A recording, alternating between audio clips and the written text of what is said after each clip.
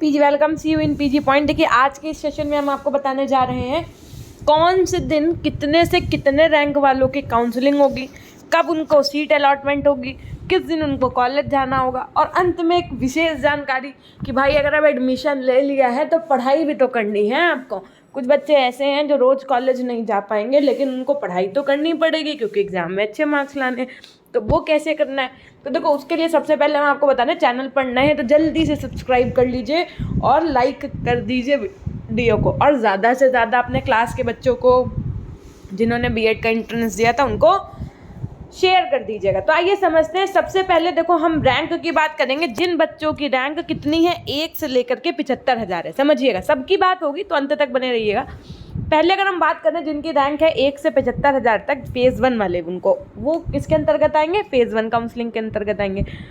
उनका जो रजिस्ट्रेशन है वो 30 सितंबर से शुरू हो जाएगा और कब तक चलेगा, तो 7 अक्टूबर तक चलेगा। इसी के दौरान वो रजिस्ट्रेशन भी कर सकते हैं, चॉइस फिलिंग भी कर सकते हैं। 8 अक्टूबर को भी आप चॉइस फिलिंग कर सकते हैं, लॉक कर सकते हैं, मतलब कि हाँ हमने ये कॉलेज के लिए हैं, मतलब सेलेक्ट किए हैं, ठीक। उसके बाद में जो आपको सीट अलॉट होगी वो कब हो जाएगी, 9 अक्टूबर को आपको सीट अलॉटमेंट होगी। सीट उसके बाद में 3 दिन के अंदर जब आपको सीट अलॉट हो जाएगी, सीट अलॉट होने का मतलब है कि आपको कॉलेज मिल जाएगा, कि जैसे आपने 10 कॉलेज भरे तो उनमें से आपको कौन सा कॉलेज मिला है वहाँ पे आपको एक सीट अलॉट हो जाएगी, ठीक। जब सीट अलॉट हो जाएगी तो आप ये अपना अलॉटमेंट लेटर, बाकी सब डॉक्यूमेंट्स जो हमने इससे पहले वीडियो में बताया है, ले करके 3 दिन के अंतर्गत आप कहाँ पहुँच जाएंगे, जहाँ पर कॉलेज में आपको सीट अलॉट हुई है वहाँ पहुँच जाएंगे। तो फिर 10 से लेकर के 13 तारीख तक उनको सीट कन्फर्मेशन करवा लेनी है, अपनी फ़ी पेमेंट कर देनी है, ठीक है। अन्यथा की स्थिति में फिर उनको दिक्कत होगी, दोबारा क्या काउंसलिंग करवानी पड़ेगी, है ना। अब फेज़ 2 की बात आती है। जिन बच्चों की रैंक 75,000 1 से लेकर के 2 लाख तक है, या जो पहले फेज़ में मान लो बच्चा छूट गया है ना, तो उनका रजिस्ट्रेशन होना शुरू हो जाएगा कब से, 9 अक्टूबर से रजिस्ट्रेशन होगा। जिस दिन फर्स्ट फेज़ की काउंसलिंग वाले बच्चों को सीट अलॉट होगी ना, उसी दिन यानी कि 9 अक्टूबर से सेकंड फेज़ वाले बच्चों का क्या हो जाएगा, रजिस्ट्रेशन शुरू हो जाएगा। सेम प्रोसेस, इनके जो रजिस्ट्रेशन और चॉइस फिलिंग है वो कब तक चलेगी, वो चलेगी 13 तारीख तक। कितनी तारीख से कितनी तारीख तक, 10 से 13 तारीख तक चलेगी, ठीक। उसके बाद में चॉइस फिलिंग, यानी कि आप सीट चॉइस को लॉक कर सकते हैं कि हाँ आप फाइनली है, तो 14 तारीख को। 15 तारीख को सेकेंड फेज़ वाले बच्चों को, यानी 75,000 1 से लेकर के 2 लाख वालों को, या जो छूट गए उनको क्या होगी, सीट अलॉट हो जाएगी। सेम प्रोसेस है। सीट अलॉट होने के बाद में आप अलॉटमेंट लेटर लेकर के और सारे डॉक्यूमेंट्स लेकर के शुरू से आखिरी तक कहाँ चले जाएंगे, जिस कॉलेज में आपको सीट अलॉट हुई होगी वहाँ चले जाएंगे। आप 16 तारीख से लेकर के 19 तारीख तक आप अपनी सीट कंफर्म के लिए फ़ी पेमेंट करके आ सकते हैं, ताकि आपका एडमिशन हो जाए 51,250 या जो भी फीस है ना। अब बात आती है जिनकी रैंक 2 लाख 1 से लेकर के 3.5 लाख तक है ना, यानी कि 3,50,000 तक है, या जो बच्चे हैं उनकी बात होगी तो फेज़ 3 में वो बच्चे आएंगे। उनका रजिस्ट्रेशन शुरू हो जाएगा कितनी तारीख से, तो उनका रजिस्ट्रेशन शुरू हो जाएगा 15 तारीख से, यानी कि 15 अक्टूबर से। और इनका जो रजिस्ट्रेशन है और जो चॉइस फिलिंग है वो कब तक से कब तक चलेगा, तो वो इनका 16 तारीख से चलेगा और 19 तारीख को ख़त्म होगा, क्या है, रजिस्ट्रेशन और चॉइस फिलिंग। फिर 20 तारीख को भी ये चॉइस फिलिंग लॉक कर सकते हैं, चॉइस फिल भी कर सकते हैं, और उसके बाद में उसके 1 दिन बाद इनको सीट अलॉट हो जाएगी 21 तारीख को, ठीक। सीट अलॉट होने के 3 दिन बाद तक आप, यानी कि 22, 23, 24, 25 में क्या करेंगे, जा करके अपना सीट कंफर्मेशन फ़ी पेमेंट करके आएंगे और अपना एडमिशन करा करके आएंगे। अब अगर हम बात करें जो 3,50,000 से ऊपर बच्चे हैं, है ना, उनकी अगर बात करें तो वो सब बच्चे हमारे फेज़ 4 में आ जाएंगे, जिनका रजिस्ट्रेशन कब होगा, जिनका रजिस्ट्रेशन फ्राइडे को होगा, और जो उनका कह सकते हैं रजिस्ट्रेशन और चॉइस फिलिंग होगी वो 22 तारीख से लेकर के, कब, 22 अक्टूबर से लेकर के कब तक होगा, 26 अक्टूबर तक होगा। और 27 को भी ये चॉइस फिल कर सकते हैं, 28 को इनको सीट अलॉट हो जाएगी, और 29, 30, 31 अक्टूबर तक आप भी अपनी सीट कंफर्मेशन पेमेंट करवा सकते हैं जा करके। तो ये तो हो गई पूरे 31 अक्टूबर तक का फिनोमिना कि फेज़ 1 वाले कब से कब तक, फेज़ 2 वाले कब से कब तक। अब बात आती है पूल काउंसलिंग की। पूल काउंसलिंग वो होती है जिसमें बच्चों को मान लो कॉलेज अलॉट नहीं हुआ तब क्या होता है ना।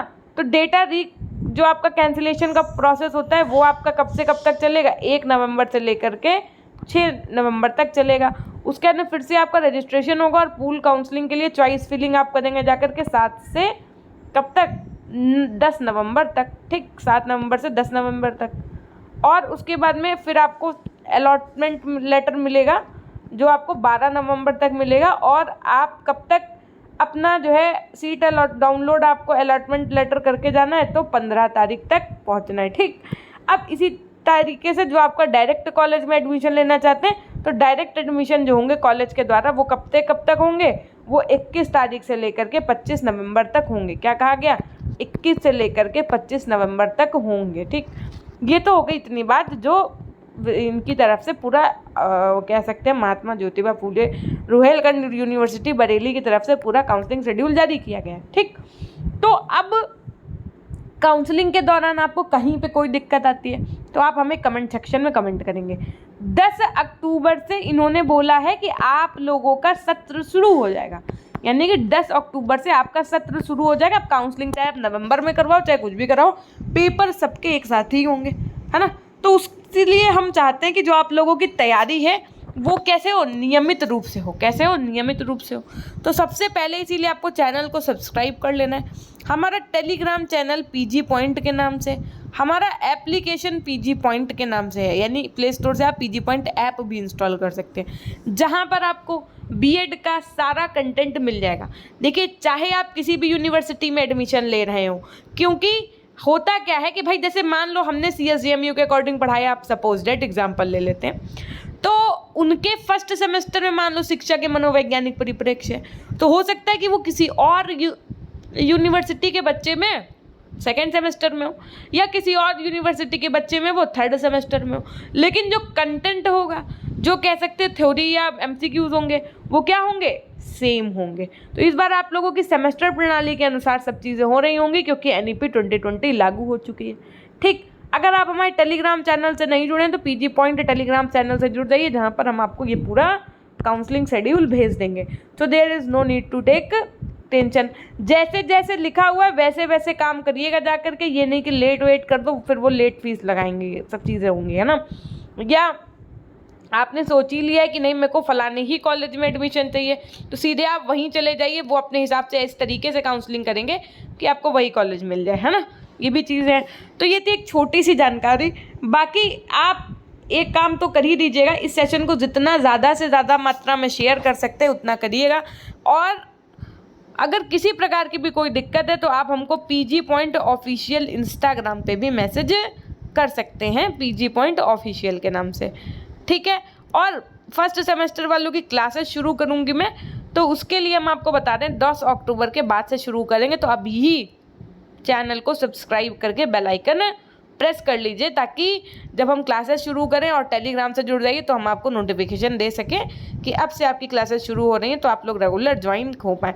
और कौन सा बच्चा कौन सी यूनिवर्सिटी या कौन से यूनिवर्सिटी के एफिलिएटेड कॉलेज में एडमिशन ले रहा है, ये आप हमको कमेंट सेक्शन में बताना ना भूलिएगा। धन्यवाद।